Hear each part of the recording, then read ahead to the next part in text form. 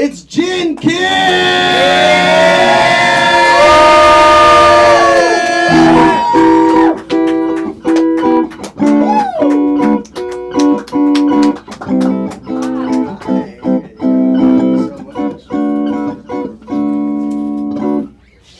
You're very good.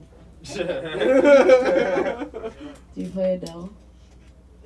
Okay. Sorry. Never mind. Hi.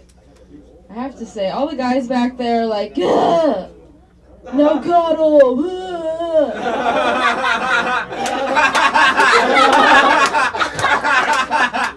And it's just like, I've heard your jokes. I know you're lonely. That was a good song, though. I did add him on Spotify. Am I supposed to do my jokes right now? Yeah. Woo! Sick. I'm doing okay. Yeah, it's been an interesting time. My boyfriend broke up with me. Yeah. He called me and told me that I was too emotionally dependent on him. Which made sense. Because we were dating. He broke up with me because we were in a relationship. Silly. I love this white guy drinking soju operating the camera tonight.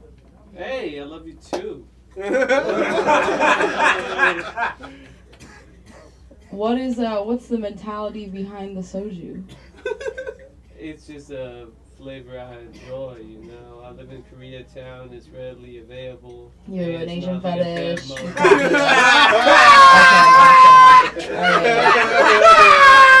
Why is it gotta be a fetish though? Why is it gotta be a fetish? You know, I do have a lot of friends that don't like Asian fetish. If you don't know, Asian fetish when guys just want to fuck Asian girls because we're Asian. Yeah, a lot of my Asian girlfriends don't like this. They're like, well, you know, Asian fetish is racist. It's racist. And I have to say, if Asian fetish is racist, then racism has gotten me laid. At least 3 times.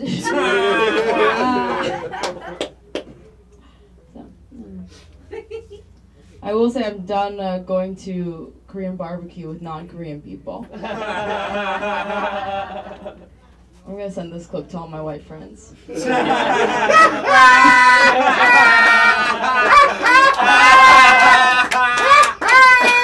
not going with you. I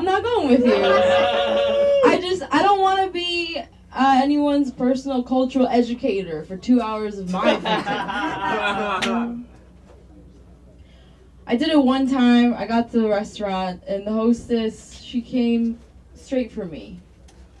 Because she knew I was like the leader of the evening. She came up to me, she was like, how many? I'm like, me and 5 whites. She was like, oh, best of luck, right this way. Like she knew something was going to go wrong. We get to the table, and the whites, just immediately with the questions, the whites, you know? We sit down, like, what's this grill? What should we order? What are all these sauces? I'm like, I don't know either, yeah. We took the same U.S. history courses. Sorry, I can't recite to you the history of this soybean.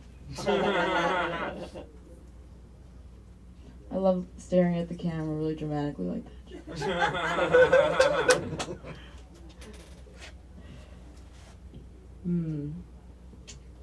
I do like, I work with a lot of white people right now. And I like to get into uncomfortable arguments with them. Because they get to be comfortable all the time, so someone has to do it, you know. And so I brought up, to my white Republican friend, I brought up the topic of abortion. I'm pro-choice, and she is not. And when I asked her, she said it's because she's against late-term abortions. I was like, well, 6-7 weeks, like you really don't know. No. She was talking about third trimester abortions. That's the 8th month. And I have to say, at that point, that's just bad planning. That one's on you. That one's on you. You know? Like, who pushes off an abortion at that point? An 8-month abortion. Like, you're at the 8th month of your pregnancy. It's not the DMV. You don't just wake up in your pregnant body and say, I'll do later. Reject that fetus later. That's not how it works. I can't believe 8th month. Like, that is a horrible, that person is just a horrible planner. Like, I plan my abortions before I even know I'm pregnant. You know? Like, a guy will come at me, I'll be like, don't worry about it. Got it all up here. Sarah's gonna give me a ride. I did her dishes the other day. She owes me one. My bonus came in so we can afford it. All that stuff. It's all up in there. I am Korean American, in case you are stupid. And my friends like to tell me, well, Jen, it doesn't matter that you're Asian because I can't see color. I can't see color. It's like, okay, you can't see color, but you can see like shapes, right? Because it wasn't like the color that was giving me away. All I'm saying is I could bleach my skin and nobody is gonna look at me and be like, yeah, that's a white girl. That's a white girl. They're gonna be like, that Asian bitch looks fucked up.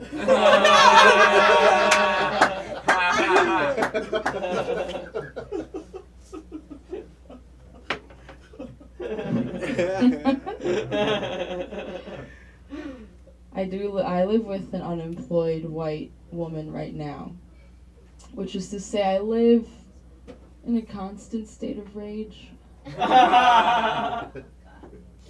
James Baldwin once said that to be black and conscious in America is to be in a constant state of rage. And I would argue that that sentiment extends to anybody who's ever lived with a bitch named Rachel. My roommate Rachel, she's pursuing her hobbies right now. That includes reading tarot cards, birth charts, and smoking weed with Brad. She calls this a spiritual journey. And I just moved to LA, I didn't know this, but did you know that every spiritual journey is sponsored by a trust fund?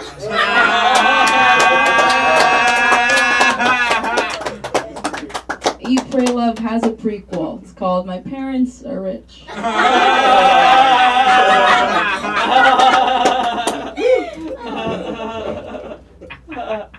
I just don't understand why Rachel buys palm oil and coconut milk, but there's never any toilet paper in the house. Feels like the priority should be regular butter and wiping. Maybe.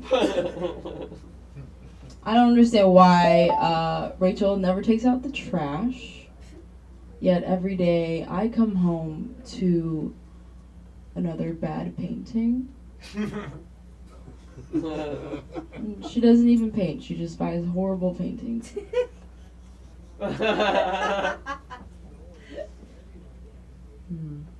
grew up with a tiger mom. Do you guys know what that is? Yep. Yeah. Tiger mom? I watched Fresh Off the Boat. Was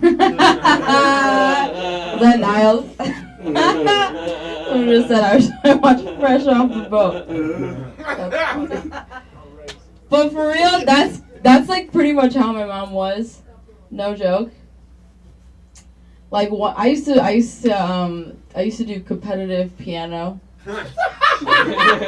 And when I was 6, I had this like huge competition coming up. So I practiced like every single day for like a whole year. And I would go to the competition, I like play my piece perfectly, and then I'm like celebrating with my brother in the hotel lobby. My mom comes up to me and she goes, I was disappointed in your performance. Oh. Which is a fucked up thing to say to a 6-year-old. But like even more fucked up because the song I played was called Squirrels in the Yard. Like it would have made more sense if it was one of the classics, you know, like Rachmaninoff or like Beethoven. But the composer's name was Mary Clark. Yeah. There wasn't much to be disappointed in at that point.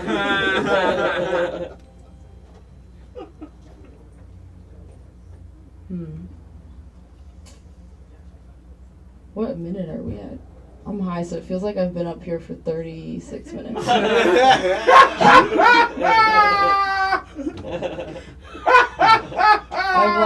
I've blacked out for this portion of the evening. I don't know anything of what I just said.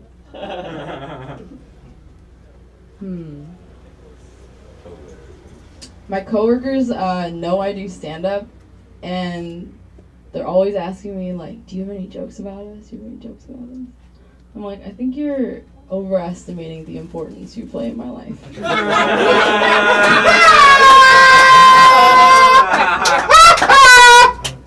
If I haven't fully registered you as a human being, there's nothing funny about anything you do to me.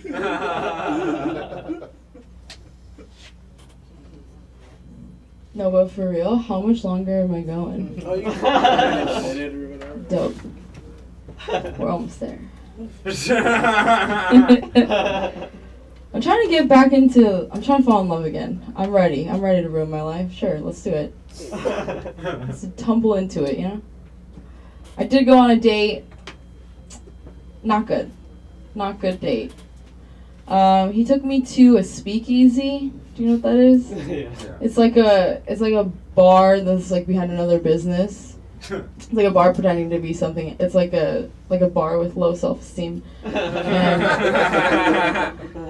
So this one was called the Blind Barber. It's like barbershop in the front and a bar in the back, and it's in Culver City. You can go.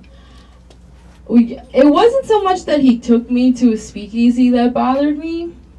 It was the way he took me to this speakeasy.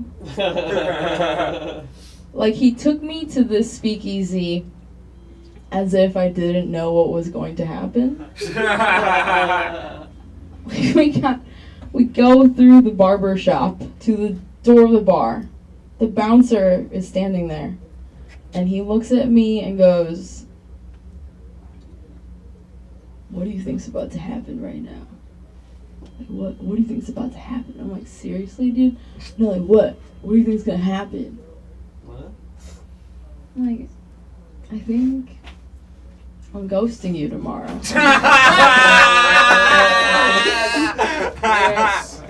What do I think's gonna happen?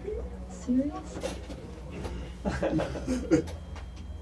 And it's so fucked up because did you know that once you fall in love, your hookups just don't feel as good anymore? That's like the rudest thing the human body could do to you. You know?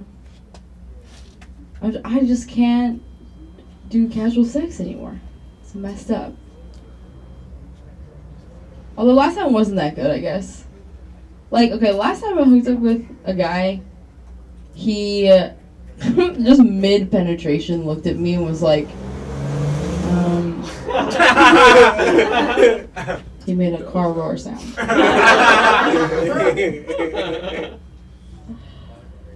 I want to end this on like a good note, but no, let's end it on a good note.